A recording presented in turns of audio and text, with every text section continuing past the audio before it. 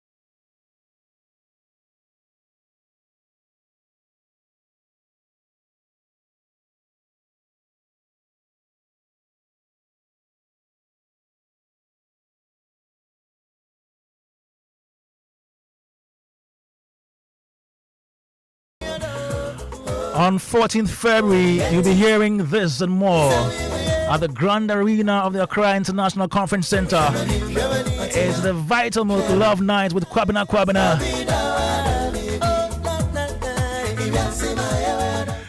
Bravo, Kwame.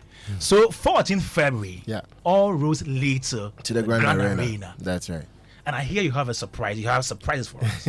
What do you think? Okay, the microphone is off. You can tell us now. You see, a surprise. Me can't make up and say. Then your surprise be. Your surprise be. Exactly. Which artists are performing on the night? On the night, we're going to have Kiddy join us. We're going nice. to have Kim Promise join us. We're going to have Olive the Boy, Ara the J, Famille. Yeah. And, a wonderful female lineup too, which I'll keep as a secret for now. Wait, you have the females also coming? Exactly. Is it Afia? No, Afia is not coming. Is it Adina? You see, you want to get the surprise out of me, but then is it Miss V? Is it Afia? It's a surprise. It's a surprise. All right. So so it is on 14th. On the 14th. It's a Friday. Yes, it's a Friday on Valentine's Day. So you can decide to prepare when you are going to work. Right from work, straight to Grand Arena. Straight to the arena. Straight to the arena, and then we celebrate Valentine. I mean, in a very different style this time around. And this time around, this year, 2025, I celebrate 20 years. 20 years in the industry, and it's going to be the launch, or I'll say, we're going to unveil activities we're going to be doing in the course of a year and for the celebration, anniversary celebration. Exactly. So at this Valentine concert, it's just going to be something very memorable. You must be there to witness. And I hear the rate is very low. Very. Why low? Very, because things are high. You are going low. Not necessarily, but I just felt like we need to put something out there which can actually get the fans, out there to come and celebrate Valentine with us. I mean, for regular single, going for 300, and then a double, because I want more couples out there. Yeah. I mean, celebrating Valentine, so that's the reason why I actually discounted the double tickets. The double tickets going for 500, and then we have the single VIP 500, and then the double VIP 800. So. Yeah, that's much simpler. Please, I'll not even say if you want a ticket, buy it right now. Yes, exactly. 714 star 1010 hash. Again, star 714 star 1010. This is 1010 hash. Sorry, 1010 hash. Yeah. This is how you can buy your tickets via the short code. Any other way they can buy the ticket? Yes, you can visit vitamilklovenight.com. Okay. Yeah, that the website also can help you purchase the ticket, and then we have table reservations as well. Oh, nice. Yeah, so if you want to reserve a table, it's very, very simple. All you need to do is call this number I'm about to put out there. Okay. You can call 055-110-3393. Again. 055-110-3393. Or you can also call. 1 second, please.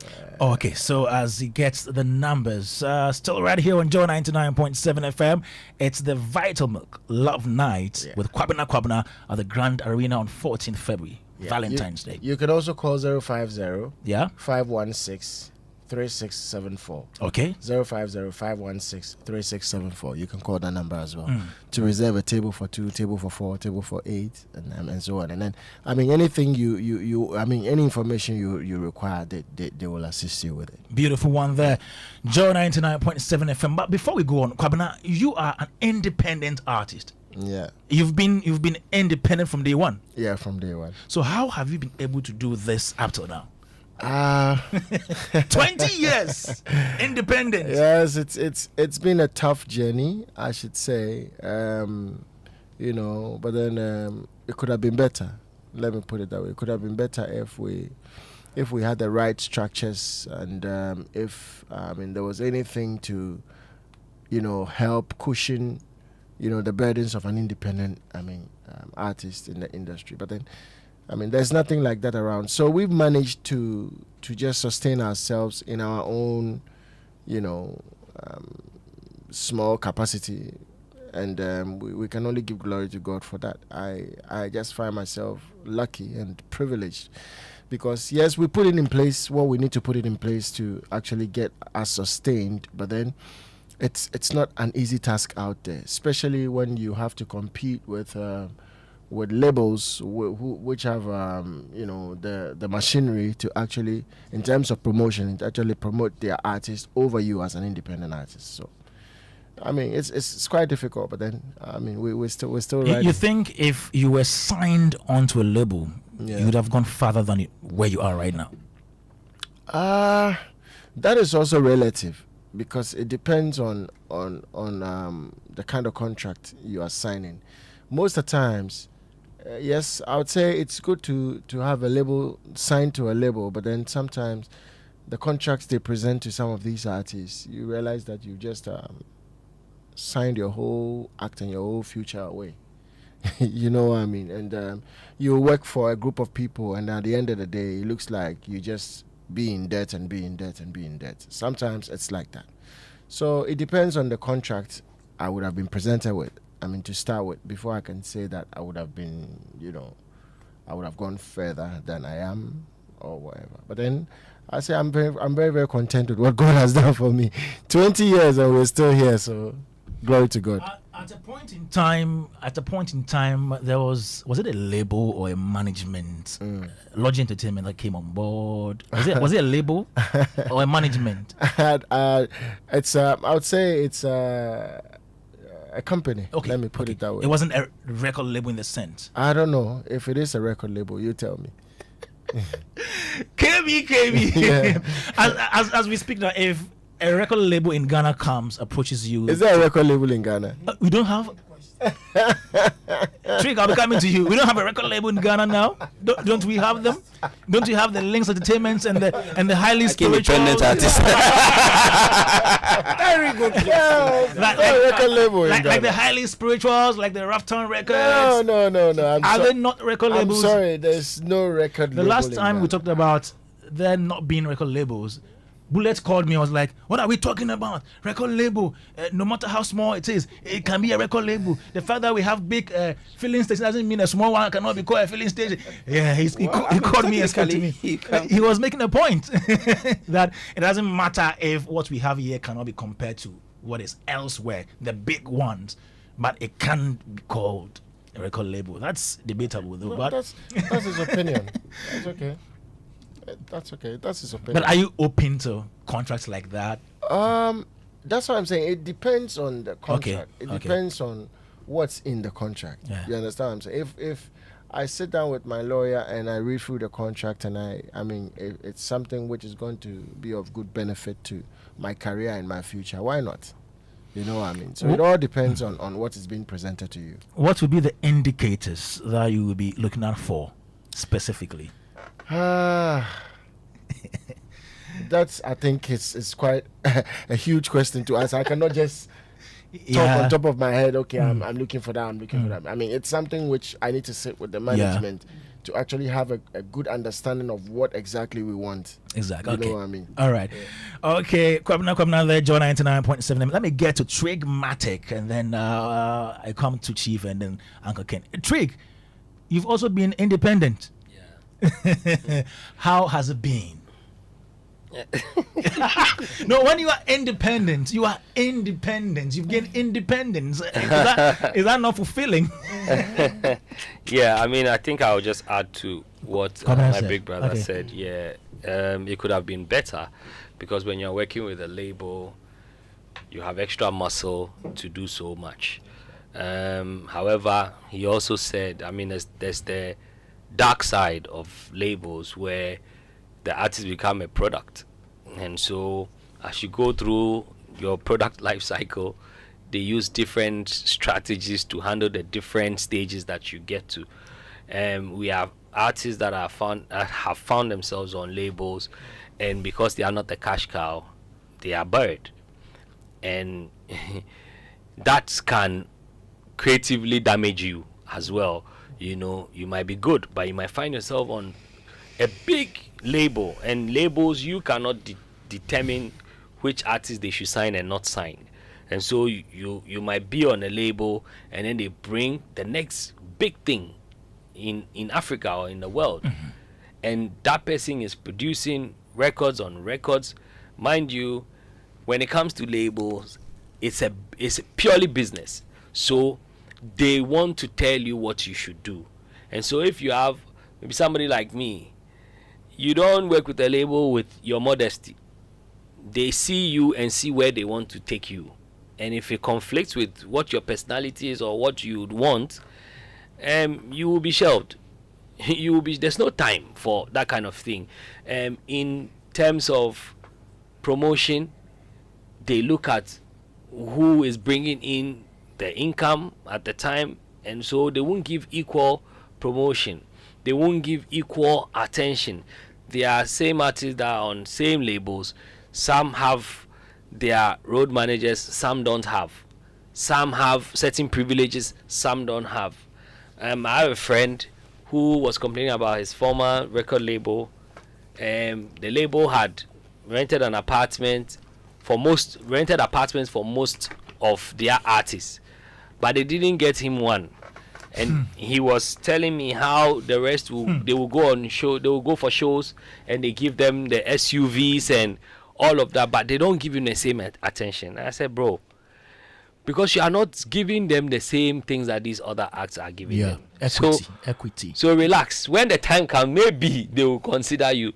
But he couldn't wait. Eventually he left them, and they were so sure that when he leaves, he will amount to nothing.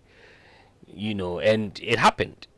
So labels have their good side and they have their dark side. And as an independent artist, you also have the very good moments, and then you also have your dark moments. So I think it goes both ways. I'll ask you the same questions I asked Kwabena. Okay. If a label came to you earlier on at the beginning of your career to sign you, would you have done that? Oh, I had an offer actually. You did? Yes, I had an offer. And what happened? Fact, I had an offer. They actually flew me to check their studios in the UK. I'll never forget that incident. And at the time, my life was big. Before they tried to sign me, I was chasing them because they had a very big artist globally, and they were always coming to Ghana. So I was like, Charlie. And they used to come to Vibe. I'm like, Charlie, then, let me try and get access to the A&R at the time. And that same A&R manages Julian Marley. Okay. So I was like, let me. And then eventually my life came. So when they came another year with a very big artist to perform in Ghana, I think I was headlining that particular event. So the guy was shocked. Like, within a year, and then he's like, we need to consider, let's talk about the conversation you brought up. And then fast forward, they took me to go and check out their studio, their offices. And that's what labels do. They will show you the glam, the cars, and then they sent a contract. And I remember I had just met my lawyer. I met my lawyer at TV3. Okay. And he said he just likes my music. I want to do pro bono services for you. So we became friends. And I thank God for his life.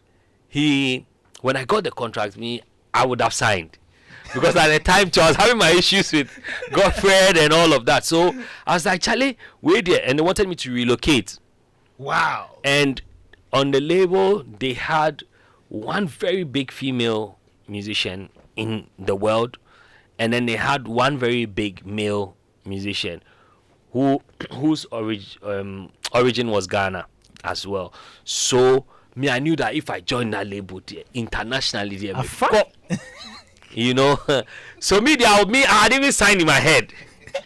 But something said, let me just send it to my lawyer to go through. And that's when he showed me the holes and how long I would have been there for, some of the things I would have gone through. And I didn't talk to my lawyer for like a year and a half. Why? Because he spotted my chance. I believe at the time, that's how I understood it. Like, he spotted my opportunity, But now when I look back, and I look even those artists, and I look at those artists now, today, I don't know. Sometimes we don't need to rush. Sometimes it's not about the glam. Yes, it could have been good. Maybe their distribution network was larger. Maybe all those ones. But would I have still been there 15 years or 10 years after? They would have, the same way they shelved the other people, I'm sure they would have. Because now they moved on to the other artists. They are dealing with other artists now. And so the same way, even the guy's brother who was into music, very good rapper, by the way. Even him, he couldn't pull his weight. You would have thought that, the label could have used its network to at least make him a B or C list or D list artist. But he couldn't. So sometimes it's not always. Which label is this? But I still have the contract. I've been waiting patiently. The label throughout. Which label is Was this? there a juicy offer at the beginning, like a good cash amount as they were compared to giving me, but they wanted the masters to my first album. Of course. Yes, they wanted the masters to my first album. Somebody asked the question, why don't I have my the original. My original. My life. Because of master issues. So now I've solved that issue, and I'm going to release all my old songs as a mixtape. All right. And so I have all of that on one tape, and then people can have access to the old songs. So they wanted to give me a place to stay. An official vehicle. Like, it came with all those things, and then monthly they were going to pay me money monthly. But there was little talk on what will happen to the masters in terms of revenue, what will come to me, percentage-wise, and all of that. So I thank God. I thank God. I thank God. Hallelujah. If another one comes and the terms are a bit okay. No, at this stage, the way the world system is looking now, as an independent artist, if you have your things done right, you do not have to rush to sign with a label, because all the things are available for you. All the tools are available at this point, but you need to understand how the industry works. Like when I was doing the music for 9, the film. Okay, Chris Atto's film. There was so many documents to sign, because the producer is a Hollywood producer. She wants to release the songs like they did with Wakanda. and she needs clearance for some of the songs. So I needed to make sure that I had at least signed with a CMO. I needed to know whether the CMO distributes to the world or is going to be able to collect or the region is just local or to the world, and all those things. If I did not have a better understanding, or I didn't have a good team that understood that thing, I mean, now the film is on Amazon and it's on one of those platforms. Okay. The streaming would bring me income, but if I had not signed, if I didn't have those things well done for me, it would have been a problem. Wow. And so you can have, when you are independent, so like something like this, I'm not sharing. Another instance is I have a song with an international DJ called Rav Gam. Okay. The streams for that song is very good because he cuts across. And these EDM DJs, they are very big. Their market is big, all around.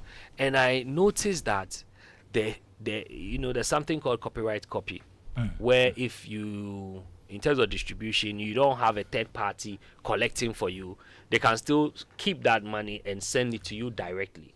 So I opted for that. And the income that comes, or the streaming, the revenue that comes, you can actually see the revenue. If there was a label, you'd have to now share, or maybe they will own the masters, because labels do an advance for some of the artists, and then they will also put in money for your entire production, your look. Sometimes label can put on your contract 20 million USD, but you will not see the money. Hey. They will come back to you with an invoice on your look. Sure, but I think that you are looking nice. Suddenly, you saw that your song is played at an NBA game. You think that all those, they come back to give you the bill that it cost you 19.5 million. So that but the remaining 5 million, they will still use it to handle some marketing stuff for you. You went to do an interview in Lagos. You did an interview in Kenya. You came to Ghana. You did this. They will give you the bill for all of that. So yes. You'll pay for that. You want to fly business? You thought it's free. It's not free. It's not free. Interesting. Yeah. Joe 99.7 FM. Before I bring in Kwame and Twig again, let me come to you, Chief Moment. Yep. Chief Moment. So in Ghana, how many record labels do we have? Even it's even a controversial topic, as in, do we even have record labels? Almost all of our artists are indie artists. Yeah. How do they survive? What should they do to survive as indie artists, independent artists? Okay, I mean, let me just take it from where Trigmatic left off and then segue into that direct question. I mean, what is a record label? Pretty much it's an institution, now with resources to be able to execute a particular agenda, right? An institution that has people working for them that can focus in not just your music and your marketing, your distribution and all of that. So if as an independent artist you have the wherewithal to build an institution around you, you can pretty much do what these labels do, right? Even though easier said, than done. And if you look at globally, I mean, these record labels, the big ones have big muscles, right? And the bigger you go, the more, the stakes are higher. If you are just an artist who is starting and is struggling, and they see a potential in you, and they dangle an offer before you, the chances of you probably grabbing onto that offer. I mean, imagine you're just coming from, somewhere you're not making money. Suddenly they want to give you $1 million in advance because they see that you can sell. I mean, it will be very difficult not to jump onto that offer. But, in a way, it's also a 50-50 because it's not every artist that they sign that can blow. So they are also hedging their bet that, okay, if I sign maybe 5 artists or 10 artists and even 2 blow, that too can blow in such a way that I can use them to recover my costs. So if you also look at the structure and the system of record labels, they are running a business, and the artists are the product. So they would rather pile on all the cost of managing all the other artists who are not making as much money onto the ones that are making money. So that is why at the end of the day, as an artist, it really depends. And it all boils down to if you are hot, if you are making money, then you have leverage. Because once you don't have leverage, it's difficult. And the dangerous thing is if you sign on to a record label that you sign on for years and you don't have a way of getting out of that contract. So even when you are not producing, you can't independently produce because you are signed on to them. Usually that's the dangerous aspect of it. So you sign on to them for 10 years, 15 years until your contract elapses, and then you opt to renegotiate the contract or not. You can't do anything independently. That's why some people die off, because they can't go and produce their songs independently, right? Now, one of the trends we are seeing globally is also that some musicians are actually selling out their catalogs. You know, they've done music all of these years. They are in their 60s, 70s. If you can get some $100 or $200 million, at least it can last them for their lifespan. So they are interested in selling their catalogs. And investment companies are actually buying catalogs of musicians, right, as an investment product, you know. So it depends on, as a musician, where you are, you have to make a judgment call when those deals come, that okay, do I take my money now or part of my money now, hoping that as I continue to progress I'll get opportunity to make more money? I may not blow, or I may blow. Or do I hold on and try and build it organically? So there isn't like a hard and fast kind of situation for everyone. You always have to look. So Trigmatic looked at his reality. He was very excited until the lawyer explained to him the nitty-gritties of the contract, and realizing where he wants to go, he realized that no, I probably will. That's why you usually hear them say, especially our brother Dave, this artist has sold their soul also. Yeah. Because if you have a particular contract, even sometimes the kind of music that you release, you can't release just any music. Yeah. Because they have to say, okay, you know, this music is trendy. It fits. It doesn't fit, you know, so they even dictate. So sometimes it can even stifle your creativity. So there are pros and cons to how you want to approach this game. But if you decide to go the independent route, one thing that you must do, as he has mentioned, Tegmatic has mentioned, is invest in building your knowledge and understanding. More so in our day and age where there are streaming platforms, there are ways you can make money. If you go in blind, this is where you have a problem, right? But if you invest time and energy in understanding the business, and that comes with time, and you have to also understand that while some of your colleagues are blowing, they are hot, you see them driving flashy cars, you must also be willing to delay gratification. Because sometimes this is actually the temptation of quick success that make people jump into all sort of deals, because at the little amount they give them, oh yeah, I'm happy to start living the life of a celebrity.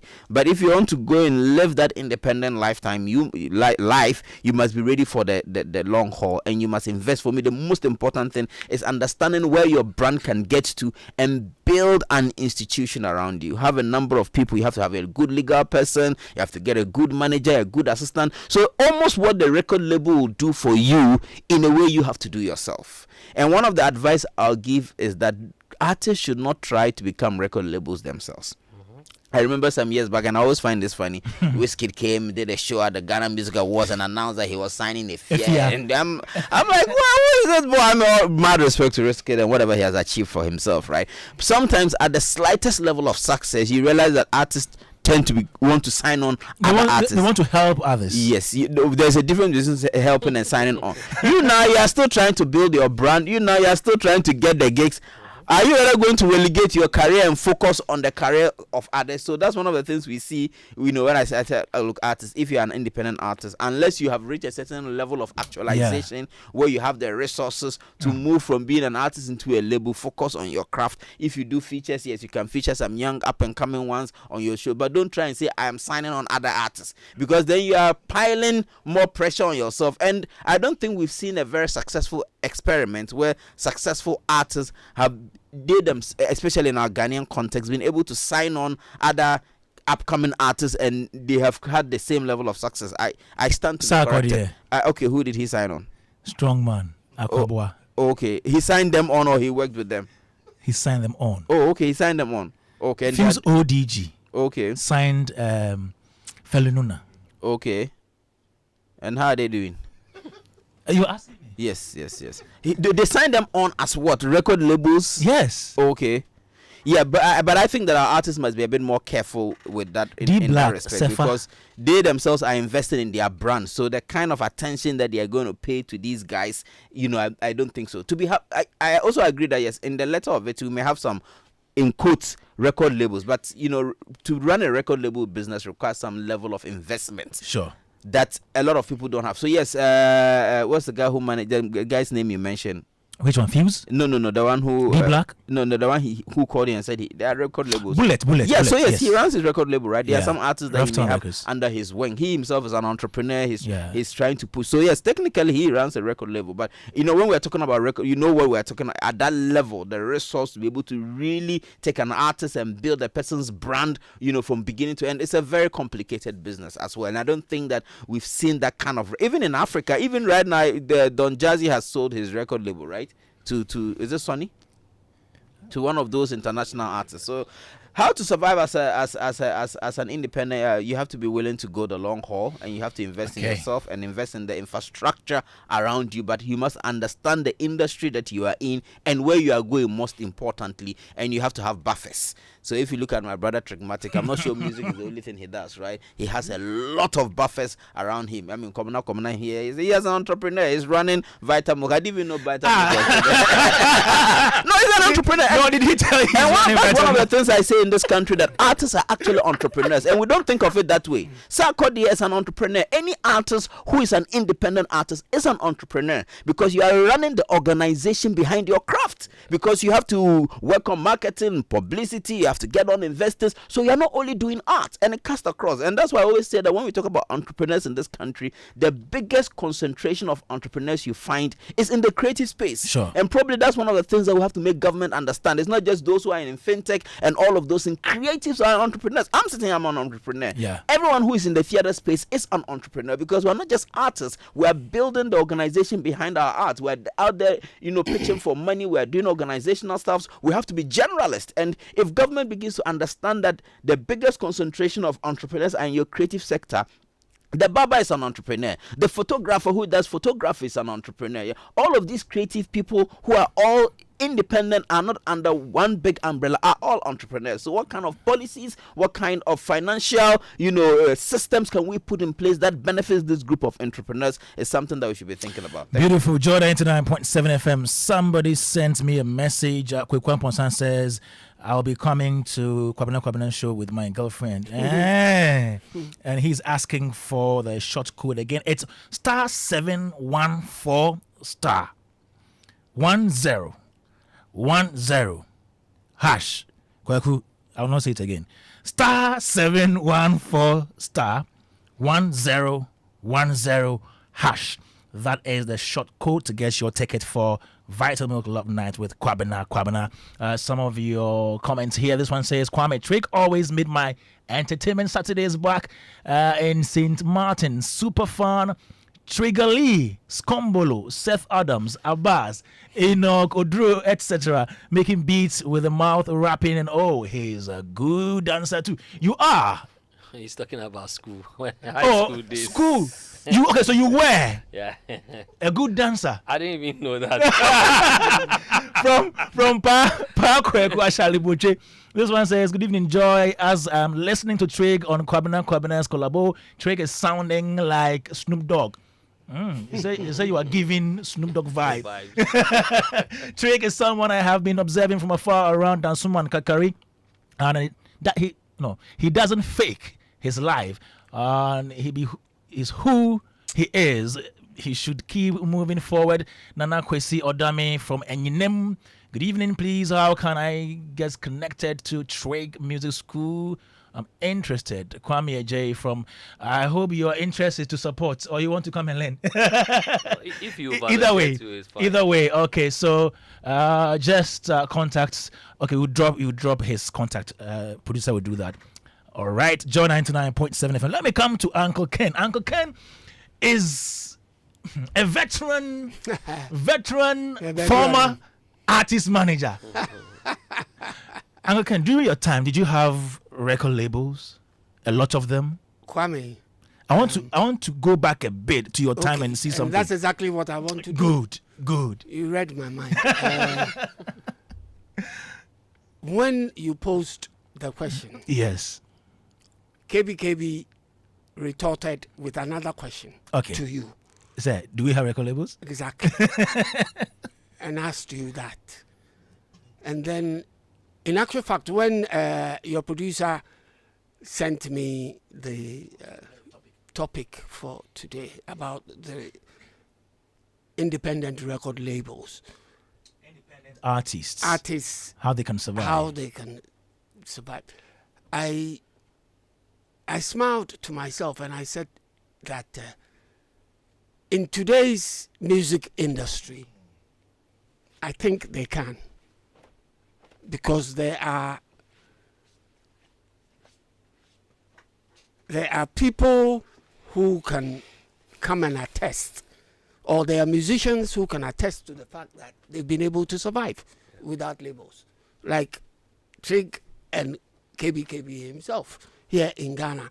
Outside Ghana, there are plenty who can also attest to that fact, simply because the industry today is very different from what I grew up in. Back in my time, let me use Michael Jackson's formative years as a member of the Jackson 5 group as an example. The Jackson 5 were actually discovered by Diana Ross when she was a member of the Supremes.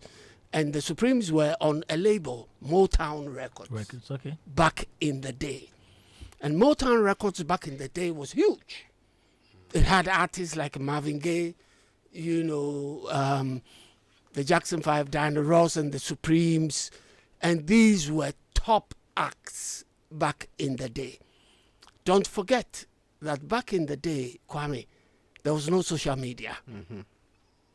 Yeah.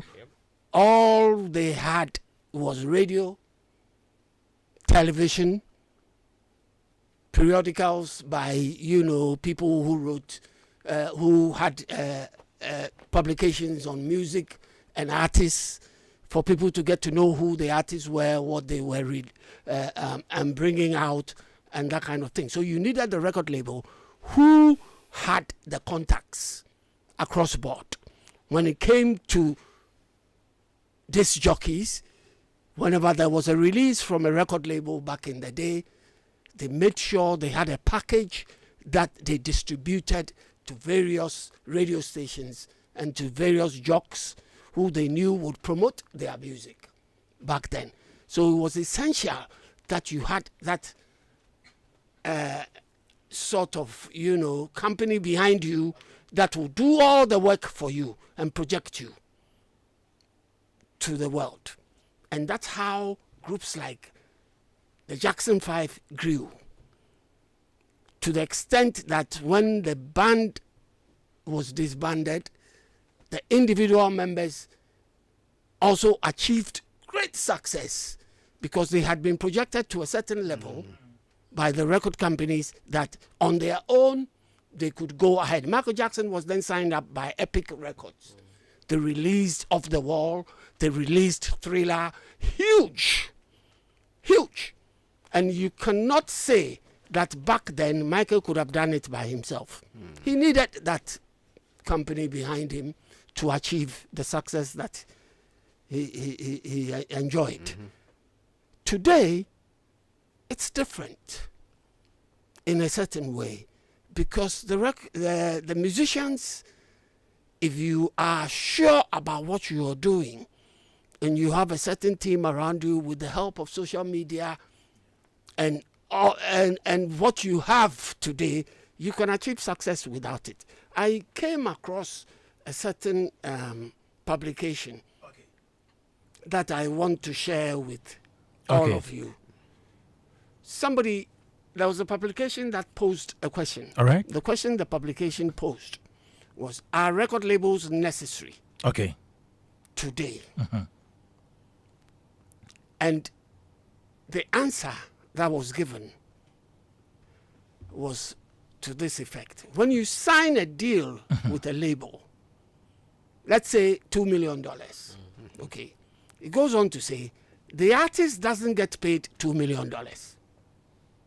Okay? Yeah. That's the deal signed, $2 million. But the artist per se doesn't get paid $2 million. That money is used for studio time, paying producers, and writers. Not to mention the advance that is paid to the artist. But that advance simply has to be paid back. Okay? Yeah. So it's not a gift to the artist.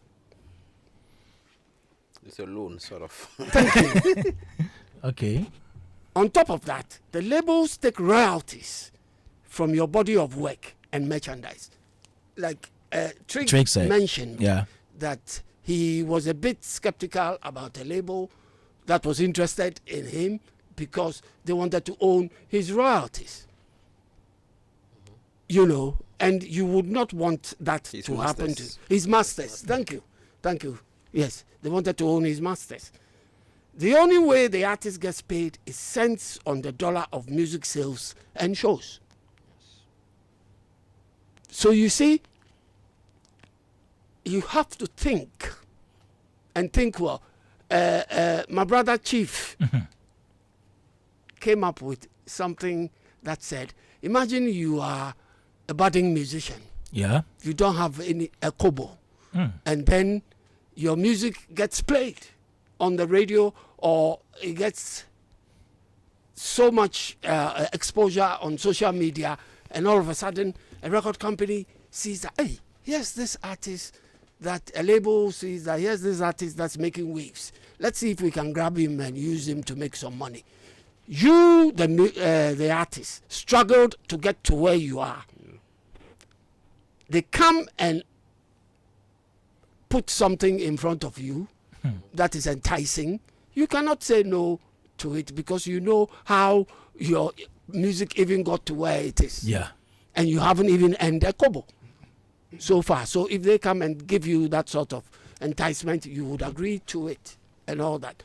So I think that the exigencies of today are quite different from what used to happen back in the day, that it is important that for musicians to know that based on what they can do for themselves, they can thrive without labels. In this country, I look at the labels that we so-called have. Okay. But Uncle Ken, can they thrive to a certain point? And the point being, I'm just asking, like, no, when we look at the biggest stars in Africa, no, they can't. Are they independent? Not or to they are look, on record labels? On this same article, someone said, Drake and Russ are the two best examples of needing zero to very little help from a major record label to be commercially successful. From the beginning of their career? Yes. Now, how did they achieve but that? isn't Drake signed to one of those? Yeah. Before he became Drake, the Drake that we all got to know, how did he climb up? He didn't need a label to get to where. But why then did he eventually sign on? Because at the time the label came for him, he was so huge that the monies that the label were going to be able to expend, he couldn't say no to it. Yes. No, but I'm asking in Africa today because right now the focus now is not just our local market, right? We are looking at international. So when you look at the Whiskers, the Burna Boys, the Ashakers, are they doing this independently or they are signed on to? I know they are. Some of them are signed up. Someone like Stoneboy is signed on. Some are doing distribution deals. Distribution deals, yeah. So maybe we have to nuance the conversation. And management services. Management services. And that brings up another discussion. Management and being on a label. Yeah. Are they the same? So we have to nuance the conversation. That's a very big one. Yes. Sorry. Let's hear from the musician, actually. Okay. Stoneboy, just before. But before. Stoneboy is signed on to a label. Is he not? A distribution deal. Or as a distribution label. Yes. Which a lot of people say is basically all you need. And not the 360 thing that is dangled. I've heard that arguments in recent times. There's been that argument as well. So, but someone like Thames, isn't she on a 360 kind of deal? Well, and what's it done for her apart from winning? No, but I think Uncle Ken. some of these things may work for some people, not everybody. Yes. Exactly. So just as Kwame said, you weigh the options. You Yes. know how this is going to benefit you. If I should add something to what you just read, this is an article, a publication on manjoonline.com on something that Rocky Dawini said on December 27, 2024, the African Music Week, Accra, at the GIPC conference room. And he said, then the revolution started because the artists and repertoire people were no longer the gatekeepers. When an artist makes music and puts online, the music becomes global instantly. So the music does not go through a gatekeeper. So the digital world brought with it an opportunity for African music not to only go through record labels but target the audience directly. Right now, what we need to know is that we don't really need record labels as a continent. We just need to be very well organized, have our music monetized, and also have a means to market our music directly to the listening public. Kwame, wouldn't you agree to that? Rocky said this in December. Wouldn't you agree to it? They are the musicians. Yeah, and if they say so, wouldn't you? You know, there was another a final argument. Yeah. The person put out in this. He says, Okay. Just look at Taylor Swift's struggle of having to re-record her songs just to own her masters. Yeah.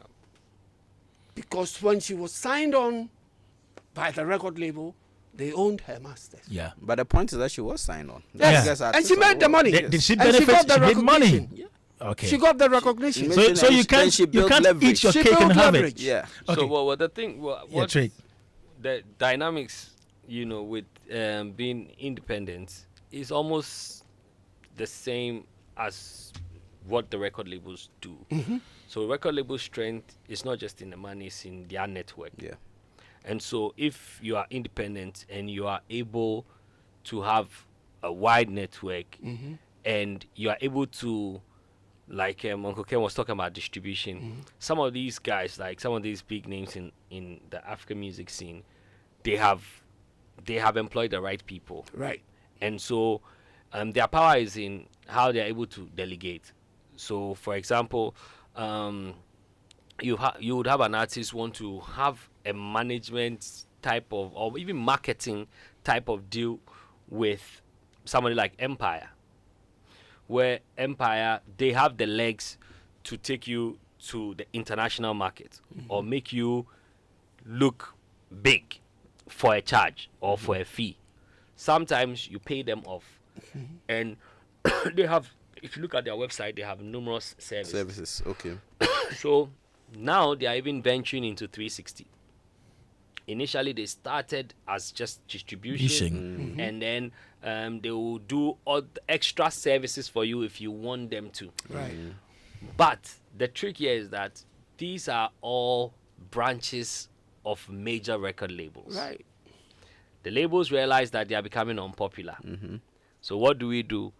Let's invest in smaller companies that look friendly to run some of these services for you, because obviously they don't want to be left out. Another thing is the big publishers like the Sonys, the Universal, they are also investing into some of these companies. Now, the biggest, the biggest or the hottest thing now is into publishers or these companies buying some of the distros, buying into some of the distro companies. So you see that Universal has bought into Africory, Right. and they've done the same thing with Don Jazzy because of his catalog. So they are paying attention to the catalog, and there are a few Chinese companies. There was a company in Ghana recently, I think even in December, they were trying to buy catalog from people, As an independent artist, you can sometimes look into licensing. Some people will not sign a 360 with you, but you can give off your works to them for a number of years for them to exploit, use it for whatever they want to use it for. But they'll pay you a fee. A royalty. They'll pay you advance. And then they can use it for whatever. They can use it for whatever. That service is also there. So all these things, sometimes when a record label signs you at 360, they already have their hands in some of these things. So then the legwork is cut for you. You don't have to do all those things. But when you are independent, then it's up to you to also have access to. That's where sometimes some managers are more powerful over other managers. Right. So some of the business managers are into the music business. So they have friends here, they have access, they can You take can call you here. Kwame, say, Charles, new hot song. Yeah. Look at saying, give you, make you play. Yeah. And so I would say that as an independent artist, employ the right people. But how does the guy in Ashama starting, even looking for studio space, employ the right people? I grew up in Flamingo, so that's not an excuse. Okay. It's just like Ashaiman. And Flamingo is a suburb, just like Ashaiman. Just like Ashaiman. And if you know where you want to get to. Yeah.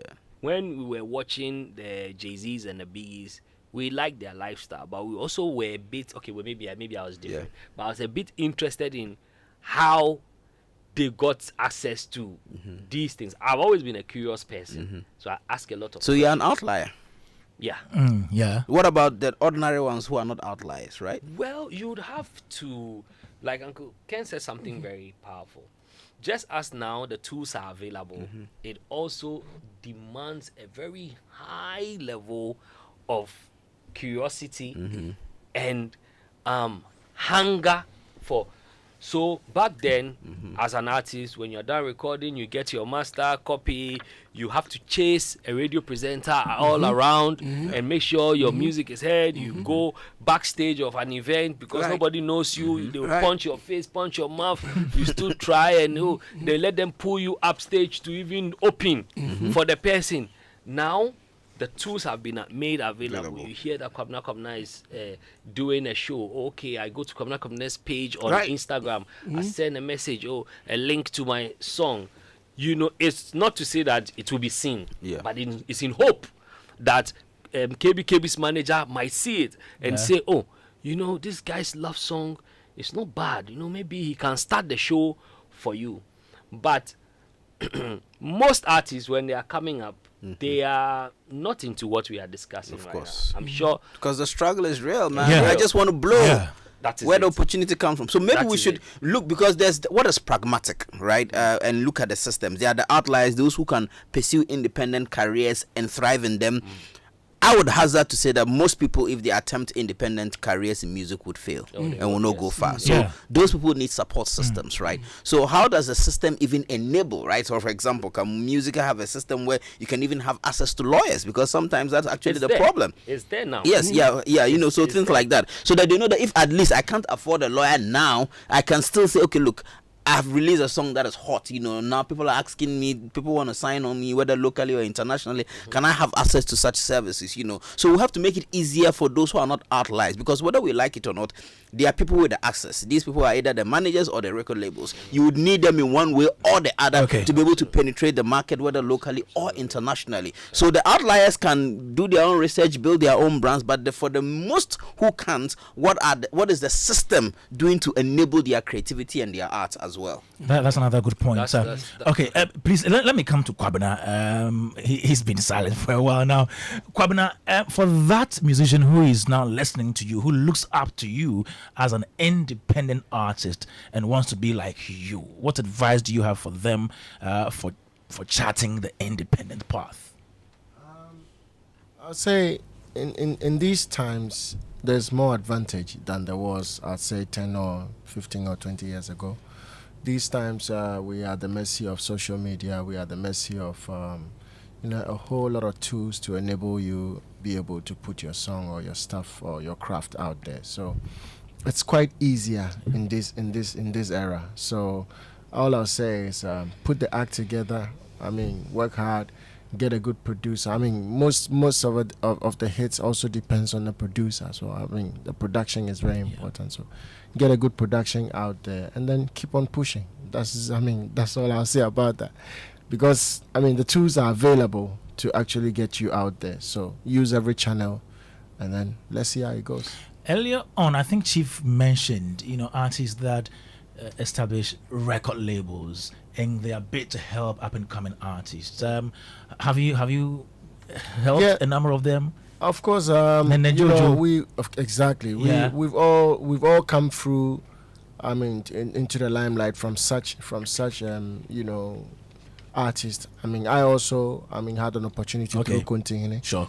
You get what I'm saying? So it's always okay for an artist to also try to open the door for another artist.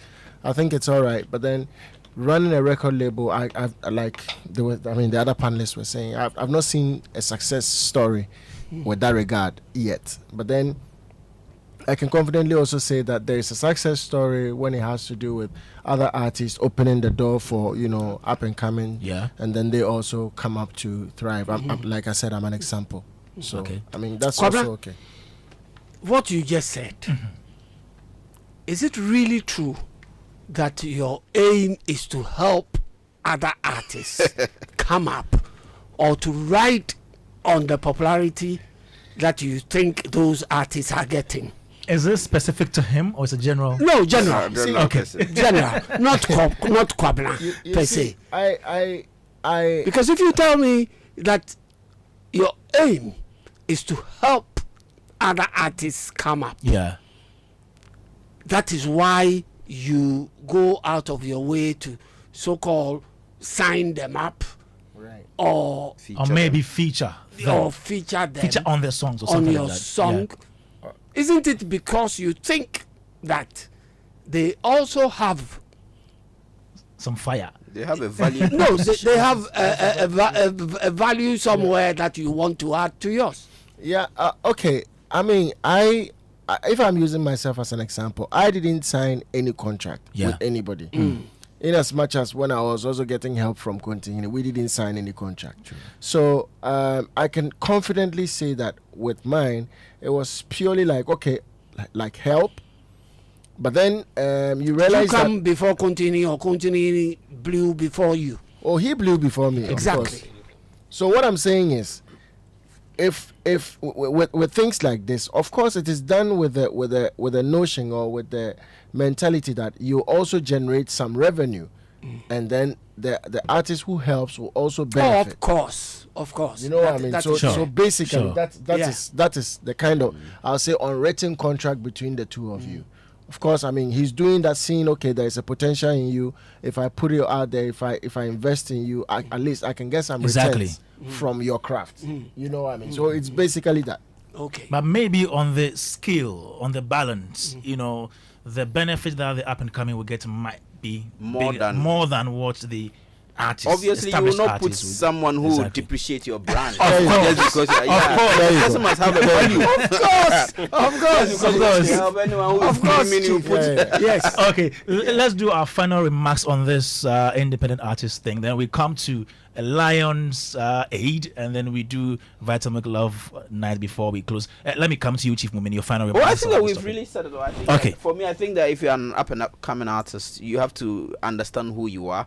If you feel you can thrive, if you have the support system now, parents are investing in their children's music. So if you have if you're a Davido with Davido's father who can afford to give you the infrastructure, please do. If you can also leverage technology, because now people are even recording songs in their bedroom and Billie Eilish and the brother Phineas started in their bedroom, right? And they've won Grammy Awards out of it. So thanks to technology, the tools are available, right? So if you understand the tools and can leverage them, please take advantage of them. If you also want to sign on, whether to a local or international record label, the best advice is that make sure at least you find a lawyer who can advise you. So at least you know what you are entering. If you know what you are entering and you decide to enter it, that one is your own palaver. Your own wahala. Yeah, but when you later on find, but this is not what I thought, that's where the difficulty is. But at every point in time, make sure you are making an informed decision. Okay, Drake, finally on the independent artist bit. Yeah, I would just say be curious, extremely curious about everything. As an independent artist, read wide. And when I say read, not like you go and buy a book necessarily. You might see a publication. Yeah. You might see a story about Drake, like Uncle Ken just read for us. Yeah. Read those things. It will help you have little ideas. And most importantly, sometimes don't bother yourself about knowing everything. Okay. Employ the people who know. And when I say employ, I don't mean pay them necessarily, or go to them and say, I'm giving you a job, and every month I'll give you this amount. Seek their assistance. You know, go to them. Don't look too far. Sometimes you may have a classmate, you may have a schoolmate who understands marketing or understands accounting or knows how to sell. You know, tell them, you know, I need to go meet so and so. Can you lead for us to go? This is the plan, this is the idea, and always have a plan and use the resources you have available. Your friends and family are your first fans. Take their critique. I'm not talking about the ones who you know that this one, he's just trying to kill your dream, but the ones who actually love your music and show concern. People who call you out of the blue and say, "Oh, I heard this your track. It's really really nice, but I wish you can put this drum pattern here and those things, or maybe the way you dress to this show, you could have done it better. Why don't you next time wear white?" And take those critique. You look at it. Is it going to help me? Is it for my good? And all of that. And also, when you hear that there's something happening somewhere, be curious enough to want to go. And when you go, meet the right people. Go enter African music business. Yes. Dialogue. Yes, the dialogue. Come to the dialogue. They won't come. You won't come. Come to the dialogue, 28th March, and come and meet people who understand these things. They will teach you so much. Also, social media. When you go on social media, you don't need any magical equipment or gadget. Just use your phone wisely. Most features I did last 2 years across the continent, I got them through social media. Okay. I will reach out to you in your DMs and send you my EPK. Once you read and you realize that, they always reach out. I recorded with Azana, recorded with Azawi, I recorded with artists in East, West, South in Africa through social media. So sometimes it's so close to you. Yeah. Sometimes you have to, they say fake it to make it. You have to pay for a blue tick, then pay for a blue tick so they can pay attention to you and then take it from there. But make sure that you are mastering your craft. But when you meet the opportunity, when you meet me and you want a feature, I will be picky when it comes to the song we are going to record. Okay. Before you go, so Alliance Aid, where can we buy the book? So just go on my website, www.trigmaticmusic.com. Okay. It's the first thing that will pop up. When you open the website, that's the first thing that pops up. It's 150. If you are lucky and the team likes you, they might give you a tote bag, to go with it, but it's 150. www.trigmaticmusic.com, and you also find information, updates on anything you want to catch up when it comes to the Trig brand. And so it's just 150. Like I said, an amazing book. Once you get this one, you'll be able to know what's coming next. Once you go on the website, you see what's coming next, which shows we are performing at, where we're going, and all of that. Thank you, Trigmatic. Uncle Ken, your final thoughts on the independent artist? I've been so impressed with Trig. And thank you for the book. I would read it. But Kwame, something I want to leave with our listeners. Okay. That I came across.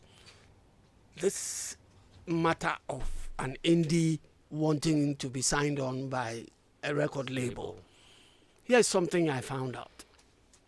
You must realize that the network the record labels have access to is incredible. High-level producers, engineers, etc. Really incredible people to work with. Yeah. However, you often don't get to pick these people yourself. They are within the label.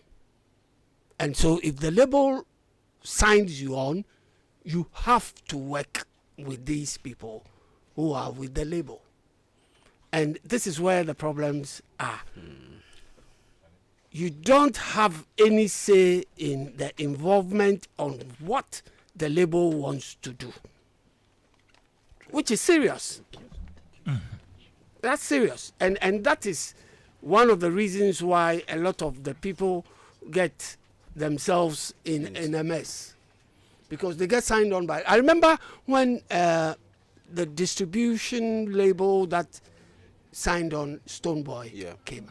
and his first release from the label. Yeah. If you remember. Yeah. A lot of Ghanaians were like, The sound was different? Yes. This is not the Stone Boy we know, you know, but that's the route the record label, the distributors wanted to go to sign on with Stone Boy. Okay. So you have to realize that there are, very, very serious issues that you have no say on when you are signed on to a label. Okay. Because they come out, put in the money, and they want to dictate. Unless you become so big that you now have... Thank you. Unless you become so huge, eventually. Like people like Michael Jackson them did back in their day. Their sales became their bargaining chip. Okay. They were selling so much that if Michael said to the label, "This is what I want to do," this is what I want. This is who I want to work with. This so is who I want to work with. If you are the golden goose, yes, this is who I want to work with, and that's how he got Quincy Jones to come on board, and Quincy blew him up extra for the label. So you have to. That's Motown, right? Yeah, no, that's Epic. Epic before Motown. Motown was the first. The first, okay, yes. For the Jacksons. For the Jacksons. Okay, so when he went into Epic, he said, "I want Quincy to work with me." Okay. Yes, as an independent, Yeah. And Quincy also helped him expand his, his clientele or his, appreciative public. So I think that most people have to know themselves.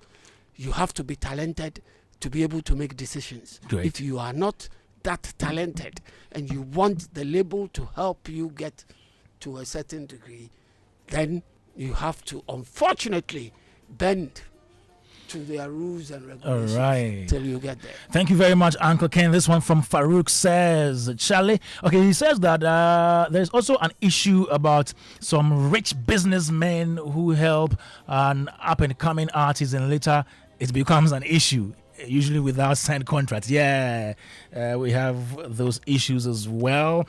Still here on Joy 99.7 FM. Now, another comment here says, tell Kwabena, some lady is doing me lie. Hey, so she will buy the tickets for us to come. Beautiful.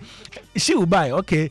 And and he should perform incessant for her to listen and not change when the Bluetooth device finally pairs successfully.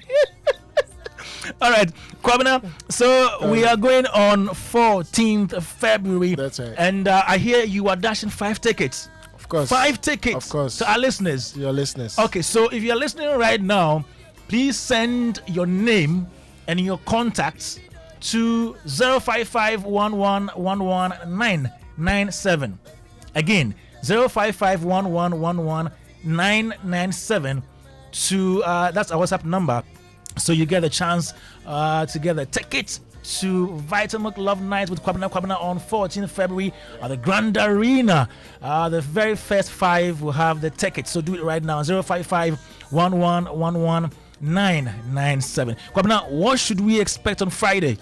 On Friday, it's going to be fireworks. It's going to be super, super, super amazing because I'm bringing a performance and the repertoire which I say is so fresh. We've never performed that anywhere yet.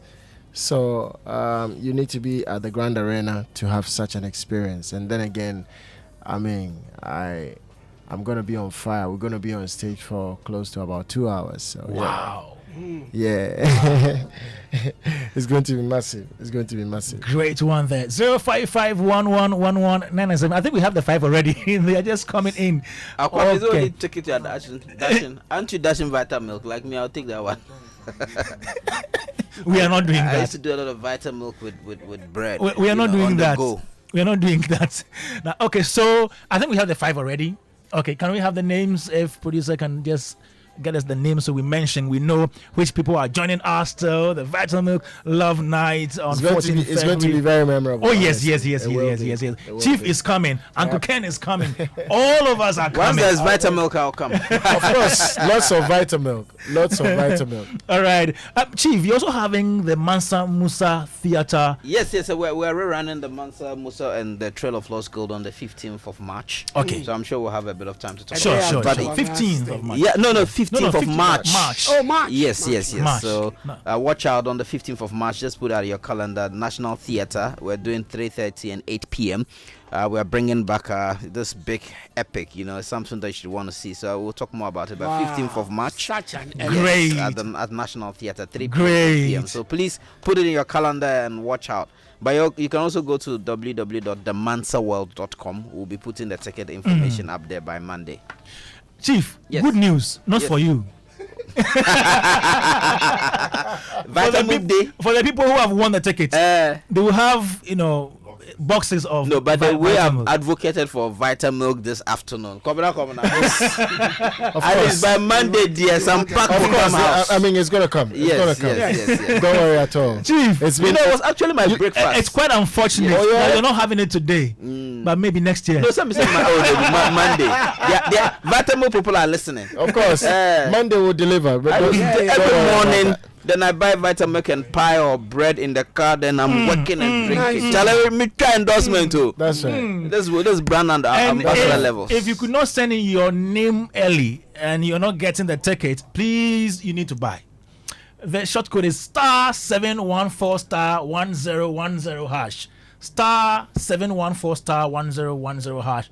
If your entry didn't come in early and you're so unfortunate to get the tickets, please buy. *714*1010 hash is the short code. Purchase your ticket and join us on Friday to go chop love with Kwame. Of course, Kwame, let me specify that I prefer the plain one. They have the energy. I beg with the choice. So the person with the logistics person will prefer plain one. I beg with the choice. KB, this goes to show that the man really loves this. He does. So you should do the honest. It's one wonderful beverage. I mean, it's a meal on its own. Of course. And so I buy into him saying, or the bopper. So myself, when I'm done working out in the morning, say me bocho couldn't be me. The energy is back. So it's a really good product, matter of fact. Okay, can we have the names or mention them? Okay, in a moment, Joe 99.7 FM.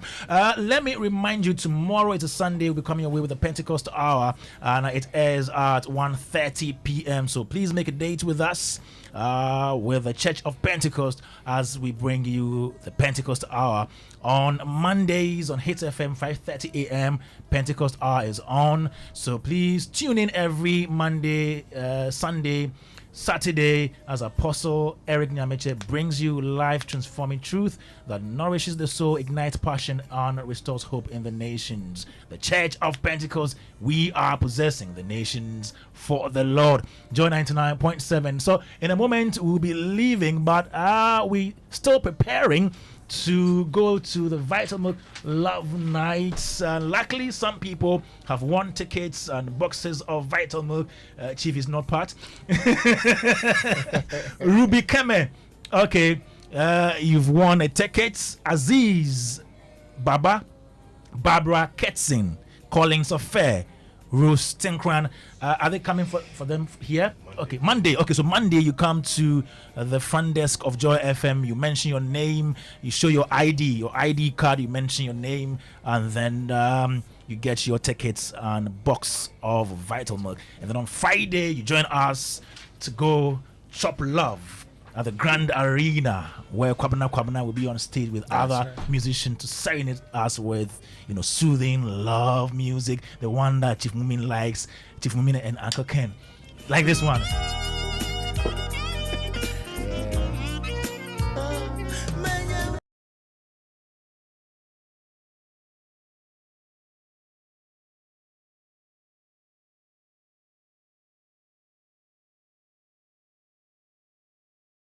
you so much for joining us right here on Showbiz A to Z. My name is Kwame Dadzie. This show is produced by Philip Nye, supported by Anita Tay. Yeah, and let me remind you that Vital Milk Love Night with Kwabena is also supported by Joy FM, Joy Entertainment. We are large and in charge, so we meet on Friday. Thank you very much, Kwabena. We'll be there. Thank you so much, Friday. Thank you for to support you and also chop love. Yeah. Chief Mumin's play Mansa Musa will be also coming up in March. A big thank you to all of you for tuning in. My name is Kwame Dadzie. We're back next week.